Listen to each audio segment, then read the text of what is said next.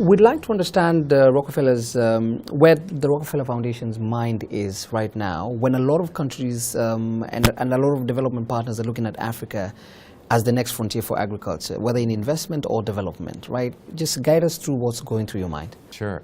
Well, you know, the Rockefeller Foundation has a 105-year history of investing in food and agriculture. And in fact, you go back in time, in the 1920s, we helped start the very first agricultural extension efforts in the United States, and really started working in Africa in the 50s and 60s. So we have a very long history here. The early effort was really all around improving agricultural productivity. And we are probably best known for the Green Revolution and the work of Norman Borlaug, who won the Nobel Peace Prize, being able to kind of create this jump in productivity. And then most recently, we've been working a lot on food loss and food waste, which are two, you know, improving productivity, reducing waste. Those are absolutely critical things.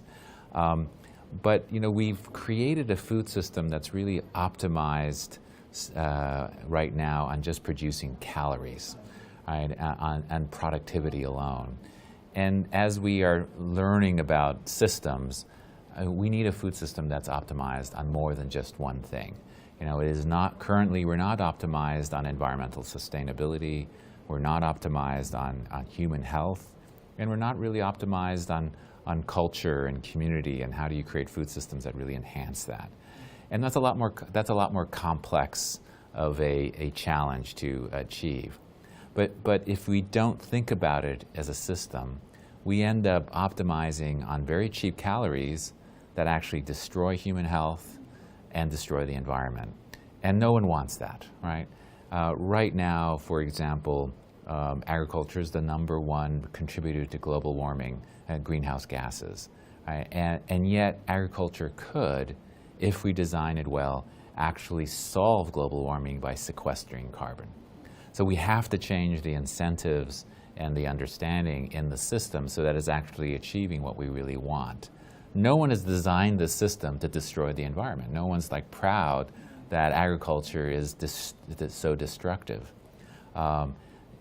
Similarly, you know, we are now seeing, you know, obesity rates of 30–40% in many countries, including Africa, and non-communicable diseases that are diet-related are increasing everywhere in the world. In fact, current estimates are that 60–70% of all non-communicable diseases are diet-related. I mean, that's pretty extraordinary. Like, our food system is going to bankrupt our healthcare system. You know, if you take United States alone, we spend $380 billion a year on diabetes, just one disease. Right? And to put that in context, you know, that's, you know, a lot more than all the development aid in many parts of the world. And, you know, the U.S. government spends only $80 billion on education at the federal level. So one disease alone is just sucking in so many resources. And our biggest concern is there's going to be really a tsunami of healthcare costs coming and covering and overwhelming countries all over the world unless we get the food system right. Right. Let me just jump in there. Maybe to back up on what you've said, the nutrition group in Africa mentioned obesity as a poor man's disease, primarily because burgers, fries, for example, all these unhealthy foods are the cheapest in the market at $1. Salads in a cafe is about $20, $15, right? So reconciling that and the ability for people to purchase healthy foods is something you need to address as well. Give us your view. Yeah, so absolutely, you know, people will eat, the criteria people use almost everywhere in the world is it affordable, is it convenient, and is it tasty, right? If it's not tasty and not convenient and affordable, people will select that. So we actually have to design healthy food that's affordable, that's convenient, and that's tasty. I think that's just the challenge we have that can be done. There's actually a lot of food that meets those criteria, But we have optimized on some of the really cheap, unhealthy food. To some extent, a lot of that's because of the subsidy systems we have, right? 80% of the subsidies in the US and I think the world is against 6 crops. 6 out of hundreds of crops get almost all the subsidies. Those same 6 crops get all the research. And those same 6 crops are the ones that are in fact contributing to very cheap, nutrient-poor foods, right? These are the high carbohydrate maize, wheat, rice, which are all important, but they're overemphasized. And what we are arguing is we need more balance. We are under-consuming what we call protective foods. You know, the nutrition scientists everywhere will tell you, they don't agree on a lot of things, but they do agree that everywhere in the world, we're under-consuming these protective foods, which include fruits, vegetables, seeds, nuts, fish.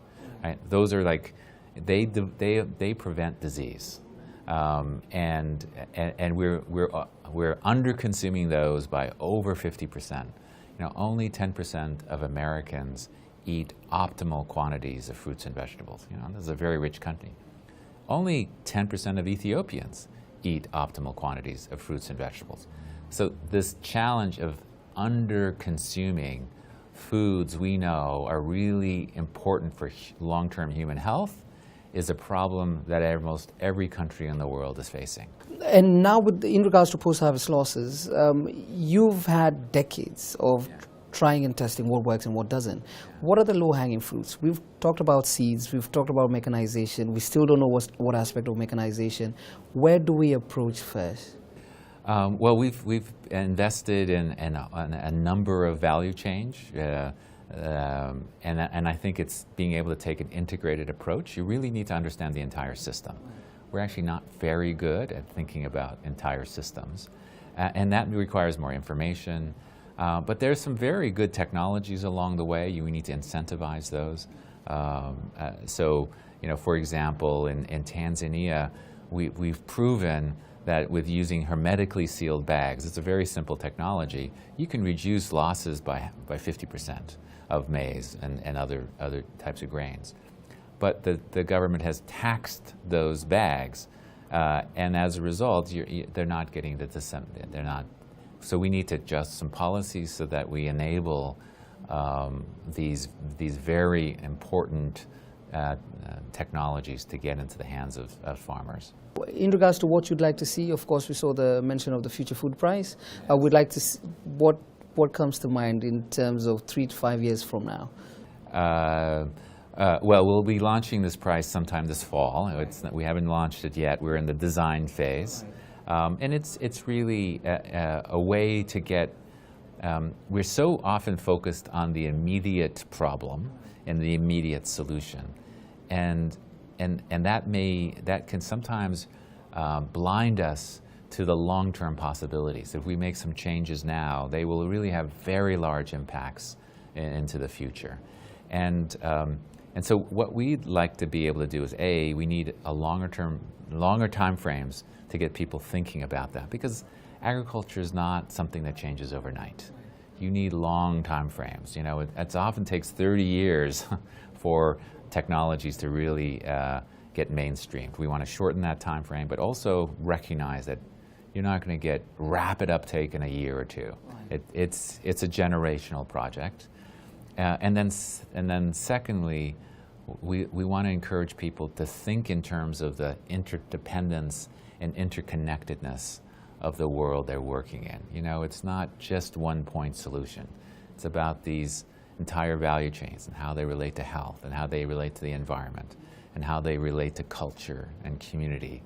You know, food is a very spiritual thing too in many places. It's the thing that brings people together. It's what makes families fill with joy, right? It's always you bring food is something that soul food. It's something that is not simply a material nutrient subject. So we need to see the food system in its entirety and optimize it in its entirety.